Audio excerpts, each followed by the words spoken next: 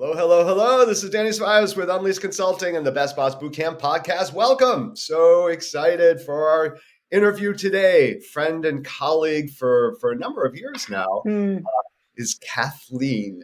Kathleen, we're going to be talking with Kathleen today about a very interesting approach, approach for thinking about how to be excellent in our work and life. So let me tell you a little bit about Kathleen. But before we do that and we go into our interview, Kathleen, let's just get your voice in the room. How are you doing? Nice to see you Hi, here. Danny. Great to be here. Awesome. So let me tell you a little bit about Kathleen. Kathleen has worked for many years as an educator, leadership coach, and facilitator, and she engages with women in leadership roles to prevent burnout, feel more confident and satisfied in their professional and personal lives. She does this using the 4-pillar approach in her Time to Believe coaching program. Her passion is to support women leaders who have forgotten how amazing they are, who want to own their own leadership style, find their voice, and claim their space. While performance and productivity may be what brings a client to work with Kathleen, the underlying sense of overwhelm, stress, self-criticism, and self-doubt are often what lie below the surface. Her style is subtle, powerful, and effective. She is committed to her clients' growth and creates a safe space for her clients to fully engage in their transformation. She has a foot on both confidence and both continents, has lived in the US and Ireland, and is now working virtually around the world. In recent years, Kathleen has become certified in MBIT and in positive intelligence and mental fitness coaching. She is now working on a new edition of her book, Fill Your Well, 30 Days of Resilience Journal. Welcome, Kathleen. Thank you, Danny. It's great to be here. Yeah, awesome to have you here. Is there anything else that you want to tell us about yourself before we get going with some Q&A around the 4 pillars? I suppose one of the things I put MBIT in there, and your listeners might know what that is. I came upon it a couple of years ago, multiple brain training. The idea that we have a head brain, which we know, a heart brain, and a gut brain. And actually, it's scientifically proven that the neurons and all of that kind of thing that I'm not so good at explaining. But it's pretty powerful, And I imagine it fits in. So you and I have talked about MBIT before. In fact, you've taken me through one of the experiences of connecting my 3 intelligences, and it really is powerful. So listeners, by the way, make sure you get into Kathleen's universe. You may want to hear some more about the work that she does in MBIT. But I imagine that fits in and informs your structure for the 4 pillars. So it does. So Kathleen, it does. Let's get right to it. So how can my listeners tend to be overworked, overwhelmed, underappreciated managers and leaders. How can they use, and what is the 4 pillars that they can use to be more competent and confident? I will take you through them now. And I might just mention that the whole idea of the 4 pillars came up when I realized that all my coaching clients touched on all these areas. So it gave a nice structure for it. Okay. Perfect. So I'll go with pillar 1, which is called Act with Care. And I'm going to speak to your listeners now with this too. The first point is stop neglecting yourself and build up your self-care. I can't emphasize how that one simple thing has been such a game changer with my clients. I can see you nodding there too. Simply taking time to breathe, to walk in nature, to do what we enjoy doing, that we sometimes deprive ourselves of. And it reminds me of, I know there's much more, but it's 4 pillars, and it's also it's a hierarchy, right? I mean, well, maybe not, but that first pillar feels like the foundation, like Maslow's hierarchy. It is. The others don't necessarily happen sequentially, but this is always the first pillar. You're right with that. And it just strikes me, like, how do we imagine we can keep giving to everyone else without giving to ourselves? And I love that image from I saw it on Facebook or somewhere once, the airline attendant saying, as they always do, put your oxygen mask on first. And that's what we need to do. So I'm going to ask your listeners. Sorry, Danny. I'm going to ask your listeners. Oops, sorry about that. Go ahead. Go ahead. I'm curious, how would they rate their self-care out of 10 today? I'd love to think 10, but I don't know if that's the case. Sorry though, what were you going to say there, Denny? I cut No, it. no, and I guess I need to say, so for this particular podcast, I actually think we're experiencing a slight bit in delay, which is not a big deal because just so folks know, you're literally in Ireland and I'm in New York. So there's quite a bit of distance between us. And I think that may fit into this somehow. No, I was just going to say that exactly what you said, that if it's, that it's the foundation, the idea of self-care. And the rest of that analogy is you put the oxygen mask on yourself before you can put it on others, right? And the mistake Absolutely. we often make as leaders is, I got to take care of Yeah. you, and we're Yeah. missing out. Yeah. And what's left for us? What's left for them? So the second pillar, and you prompted a thought now in terms of the hierarchy too, because maybe this is a natural second. Believe in you. And that has to do with stopping listening to that inner critic, the judge that we know it from positive intelligence, and to really start believing in ourselves. It's to stop comparing leadership styles with others. We're always thinking, I think you're doing the podcast much better than I would do it. All of these things that go through our heads, we're comparing, and it gets in the way of so much for us. The Mm-hmm. other piece too is to think about the unhelpful or limiting beliefs we might have that are holding us back. All that nonsense we picked up in school. Now, where did school come from? Yeah, might have been school, but it could have been home. It could have been a gap that no one intentionally said something negative to us, but maybe we needed to hear the positive, and we filled the gap there. Mm-hmm. Mm-hmm. Okay. And So we that's need to question them, okay. to not think of them as being necessarily true, to think, why do we believe it? Is it true?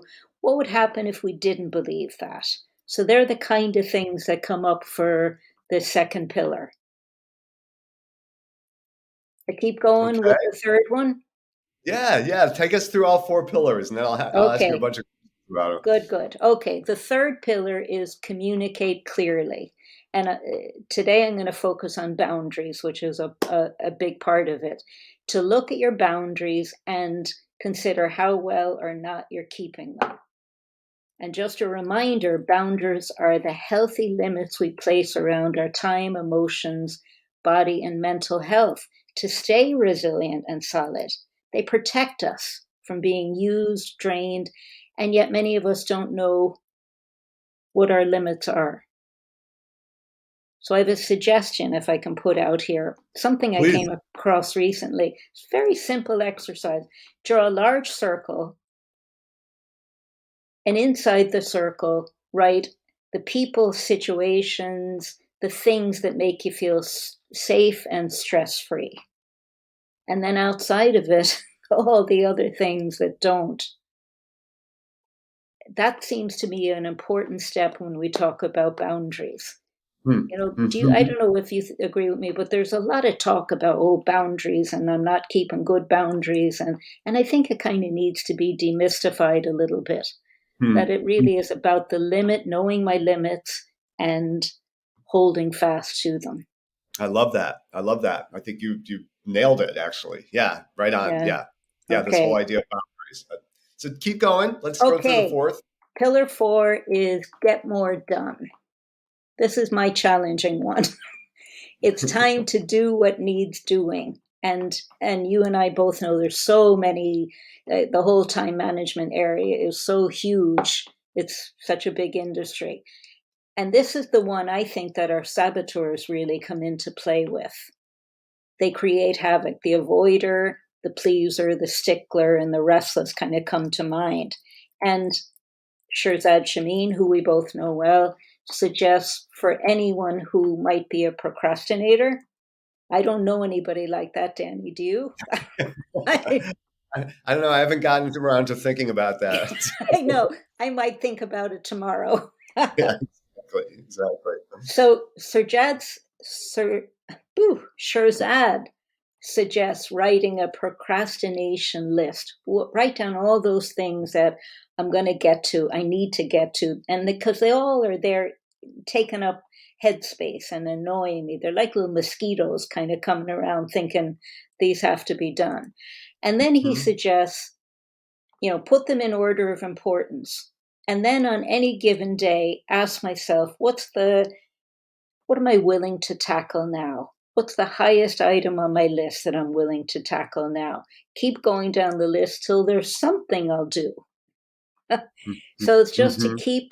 keep at it, and always not to judge ourselves for not taking what might seem to be the top priorities. Mhm. Mhm. Mhm. I love that. So just to review and make sure I got it right. So the four pillars are, the first is self-care, and we, Yeah. the foundation of that, always taking care of yourself, doing what needs to happen in order to be your best so that you can be best for others. Number two is questioning our limiting beliefs and Well, our I self. I'd phrase it, believe in ourselves, believe in you is what I call it. So it's about Got it. stopping those comparisons and believing in what we're able to do. That whole Yeah. imposter Yeah. syndrome, which I don't like that term necessarily, but that's where it comes in. Huh. Uh-huh. Why don't you like that term? I don't know. Good question. I should have an answer for you. I think it's a little bit glib, and I think it's often used particularly for women. Whereas I Mm-hmm. think we Mm-hmm. all, men and women, fall into it. I think if you're Mm-hmm. anywhere self aware and questioning, we all experience a bit of that. Mm-hmm. Mm-hmm. Mm-hmm. Yeah, But it's used quite a bit. Yeah. yeah, I'm And not quite sure why I don't like it, but I don't.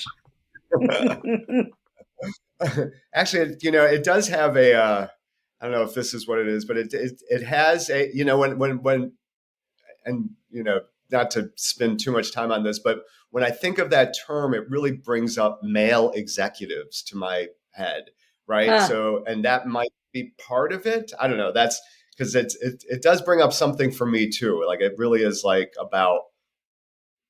I think because that's originally, I think, actually where it came from was with okay. male executives. Yeah. And you know So what? and As you said that there too, Danny, it struck me how it nearly implies there's one way to be the leader. So I'm an hmm. imposter in terms of that executive role, whereas Ooh, this that's pillar good. is it. Yes. This pillar is about finding my style and finding the strengths and the owning what's unique Ah, about what I bring. you, again, I think you nailed it, right? Yeah. Did So I? we use that term because I love that. Actually, we could do a whole podcast on that, right? I mean, it's the imposter is the implication that you're impostering. That's not the word that you're becoming, but Yeah. for a very Act, specific thing, right? Or a specific yeah. way of leading or being. Yeah. And yeah, I like that. Yeah. And Yeah. okay, go ahead. No, it's funny. Just that's the whole value, isn't it? And the gift of conversation that, yeah, I hadn't thought about that before that way. Yes. That's the beauty of podcasts too. Yeah. And number three is communicating clearly, right? Mm, Clear mm, communication. mm. And pillar four is get more done. Get more done. Yeah, doing what the whole productivity piece. Got it. Got it. So those four areas, yeah. So how do we translate that, the theory of we concentrate on these four pillars into practice? What are some of Yeah. the things you gave us some tangible, like the circle exercise, understanding around boundaries. What else? What other practical things, especially when I think about folks that are listening to this are managing and leading others? What can they do for their people so that we Okay. can pay attention to these four Good. things? Good. Good. Well, in terms of pillar one, I would suggest encourage staff to take their vacation days. This is not a problem in Ireland, I have to say. But I know it is in the States that there are people that And there's nearly a funny pride in, I haven't taken any of my vacation. Do you know? And it's crazy. It's like depriving myself of food and boasting about it. So that, I think, encourage staff to take their vacation days. Can I just say, so, and I think that's actually a reflection of it's, or it's a shadow of the imposter syndrome. It's part of that, right? Ah, Right. Yeah. yes. Right. So, the best leaders, of course, they don't take vacation days, right? So Yeah. and that's Yeah. ridiculous. I actually think we're kind of turning it on its ear finally in the U.S. and in the world. But yeah, I mean, I think that really is something. Like we look to our leaders. So if I might, I would add to that and say, take your vacation days too. Encourage your people to do it, but make Yeah. sure you're doing it. That's Because right. they won't do it. They don't see you doing it, right? Yeah. That's right. Modeling is so important. And if the leader is a workaholic, and Yeah. what we're talking about, how am I 2 levels down going to feel comfortable about saying I need to take 2 days off for something with my Absolutely. family? Absolutely. And then that just kind of lends itself to the self-criticism too, right? Yeah. Why can't I be more that? Yeah. Yeah. And somehow It's that awful. equals to commitment. And I think Yes. corporate world have maybe Yes. played that one a little bit too. That a Yes. really Agreed. committed person is there for 10 hours of the day and doesn't take, yeah, It's so ridiculous. crazy. It's It so, really yeah. is. And it's, more and more, I'm just talking with people and we're oftentimes we're just completely out of alignment with what we say versus what we do, right? Yeah. Even organizations, right? In terms of their values, in terms of, so it's just it's interesting, right? So we Yeah, say one thing but we do something else, right? And that's the mark of leadership, right? that's right. Ah, that's a And mess. we It's a and we have a dignity at work and a well-being program, but the practice doesn't right. change, Exactly. but we've done that. So we've ticked that box well. Yeah. Yeah. Yeah. Yeah. All right. Uh, And so keep going. So okay, what else? another one is to show an interest in the whole person, creating that safe working environment. So people come to you if they have health or personal issues.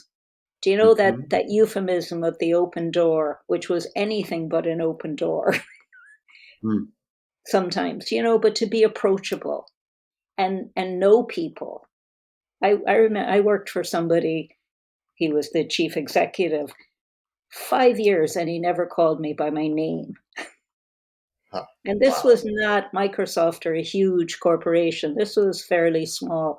To me, that names are important and knowing something about you, not intruding on your personal life, but in a comfortable way, just taking an interest. And Mhm. what we're talking about there, yeah, fighting any workaholic tendencies if you have them, and model the appropriateness of taking time out. So, Mhm. pillar Mhm. two, a couple of suggestions then too. Help to foster a growth mindset with your staff. Mhm. And what do you You mean know, by growth mindset? I I know mean what you by mean. that we're not, well, the opposite being kind of the fixed, that this is how we do our work. This is, what we expect from each other. And this has been written in stone from how long? So the idea that we keep learning, we keep changing, we make mistakes, and the work improves because of that. So that just that whole mindset, we mightn't ever use that term with people, but just the idea that we keep learning and growing, and that whole thing with mistakes, that's how we learn. You Mhm. know, Mhm. Yeah, in our positive intelligence speak. And by the way, listeners, yeah, I know you've heard me refer to it, but if this is the first podcast that you're listening to, uh, both Kathleen and I have done a lot of work in this thing called positive intelligence. And the kind of the thought leader on that is Shirzad Shamin. And both of us are going to encourage you to, to take a look at the book, just search out Positive Intelligence. Great book, great work. And both Kathleen and I use it in our coaching practices. But why were we just talking about that? What was that?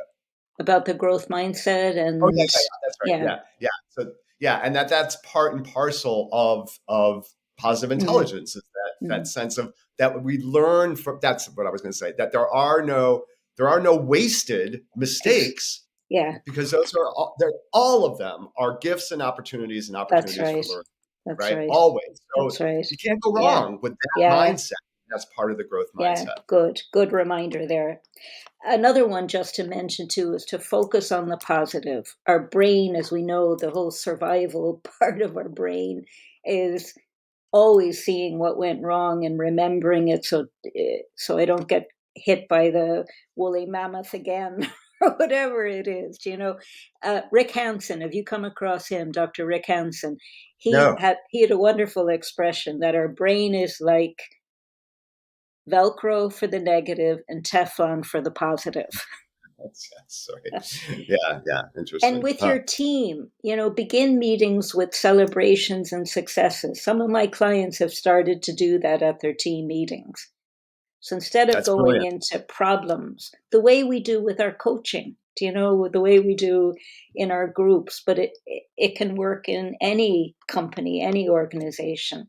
And also to Hmm. notice the positive, notice when your staff are progressing, making changes, and tell them. There's Mm-hmm. something about positive feedback. It's like well, certainly in Ireland, there were so many expressions, that someone would get a big head if you praised them. Huh. Huh. And I think Mm-hmm. that can, tell them, and then you're more likely to get uh, creativity and whatever else we're looking for. Okay, I Mm-hmm. better keep going here. Pillar 3, help your staff to be clear on boundaries, and again, model that. Model that. Communicate clearly, ask questions, listen. Most of all, listen. So that's the whole communication part. And the fourth one, I just thought, work with your team to set goals and utilize their strengths to achieve them. Recognize Mm-hmm. what gets in the way, perhaps the saboteurs, and be creative in finding ways around it. So there's Yeah. ways to do this for ourselves, but also as our leader or manager. Yep. Yep. Yeah. It's yes. All the four pillars and the strategies that you just suggested fit in really well with how I think about leadership and management, Yeah, which is primarily strength based, right? We work with yeah, people's strengths. We manage their opportunities for learning and their mm, weaknesses, but we really leverage strengths. We do things like give feed forward as well as feedback, right? Which is yeah, this cute term for, but the yeah, idea, it makes a lot of sense. We give, what can we do? What are you doing well? And what can we do more of that to do yeah. well as opposed to looking back and correcting mistakes. I mean, all of that's important, but as you said, and as what's his name? Who's the guy that you Rick just quoted? Hansen, Rick Hansen. Yeah, we have a negativity bias, right? So we Bias. automatically Mm, want to go to the mm, problem. We want to avoid failure. We don't want to promote success. We want to yeah, avoid failure. So it takes some discipline, right, yeah, to be able to do that as a manager and a leader because there's so much around us that's that's right. telling us or how we've been schooled, to avoid failure and to concentrate on the mistakes and to Yeah, fix the thing. And it's like, oh Lord, yeah, yeah. not helpful. All right. So what are some of the slippery slopes? What are some of the pitfalls or mistakes that we can make if we don't use the four pillars correctly? Okay. The biggest pitfall is neglecting our mental and physical health. And I thought about this that, if we think of the four pillars holding up a structure, if the first pillar, self care, is weak, boom, it's all shifting and Oh, yeah. danger of Very good. falling, collapsing. And then another one is we're creatures of habit. And when we're pressured, we go back to our default negativity or worry or whatever it is, or criticism. So it's to be careful of that. And just watching our assumptions, assuming that people know know what and understand what we're saying, Right. and not checking and not, and then, because I think that connects with people I've worked with very much struggle with delegation. And it's so much easier just do it myself. And part of the Mhm. reason is we don't take the time to explain, to introduce it, to leave an open space for them to come back if they're having difficulty with it. Yeah. Yeah. Yeah. Delegation it's a very interesting animal. And to your point, it can be done really poorly and it can be really scary. But I mean, it's a key strategy for managing work and Absolutely. manage, right? Especially as a manager and a leader. But And a real again, developmental tool for staff too. That's how we'll learn. If you that's trust exactly me it. to take on some aspect, not dump on me what you don't like, which is sometimes what's done, Yes. Yeah. but to kind of use it as a training, a learning opportunity. And to check for understanding, which is what I think you were saying Yes. before, right? Yeah, Yes. to make sure. Yeah. Yeah. Awesome. Yeah. So thank you, Kathleen. Super helpful. So the 4 pillars. So this is how Kathleen works with her clients, her managers and leaders. If this is interesting to you, listener, I hope you'll connect with her. Kathleen, what's the best way of connecting with you? My email, Kathleen at KathleenFanningCoaching.com, or through my website, which is the same, KathleenFanningCoaching.com. That's probably the best. And listener, make sure you just check our show notes so Yeah. you get that information. You'll be able to see that. And Kathleen, any other recommendations that you would leave us with, either in terms of resources or research or even actions? Yeah. Okay. I thought of just 4 simple ones. Breathe, get out of your head, keep perspective. My mother would always say it's not the killing of a man. It's like, don't get all worked up about it. Crazy expression, but there's something to it. And challenge that negative thinking. And you're asking there my favorite researcher, well, Rick Hansen, I love, but also your friend too, Martin Seligman. He Mm-hmm. Yeah. has influenced us all with his work on optimism and gratitude. Yes. Yes. Yes. Thank you for reminding me and listeners about the importance of that work and to search out Martin Seligman. People Yeah. search out his work. It's brilliant, really brilliant. And Um, one other resource I'd throw in too, uh, Sean Acker. Have you watched his TED Talk? no. I think you'll enjoy it. You have to Okay. have a bit of a sense of humor watching him. He's very entertaining, but it's called The Happy Secret to Better Work. And it's his Okay. research in many, many, many companies looking at what are the key things that make a difference. Gratitudes, journaling, exercise, meditation, and random acts of kindness. So these were Uh-huh. brought in, and over time, pretty amazing stuff. Interesting. All right. Well, all right. We'll make sure to put that. So it's a TED Talk, and his name is Sean Sean Ackerman. Acker, Just Achor. Yeah, okay. Achor. Awesome. you'd Awesome. enjoy. I Okay. know you'd enjoy him too. Thank you. Thank you. And thank you so much for spending some time with me and our listeners here. Folks, again, see if you can make sure you get in Kathleen's universe, get on her mailing list, all of that. And if the 4 pillars resonates with you, and I'm sure it does, make sure you connect with her about maybe even getting some coaching around how to utilize them. Kathleen, thank you so, so much. Thank you, Danny. This has been fun as always. It was a real pleasure, a real pleasure. All right, everybody. Thank you so much for tuning in. This is Danny Ceballos with Unleash Consulting and the Best Boss Bootcamp podcast. We'll see you next time. Bye now.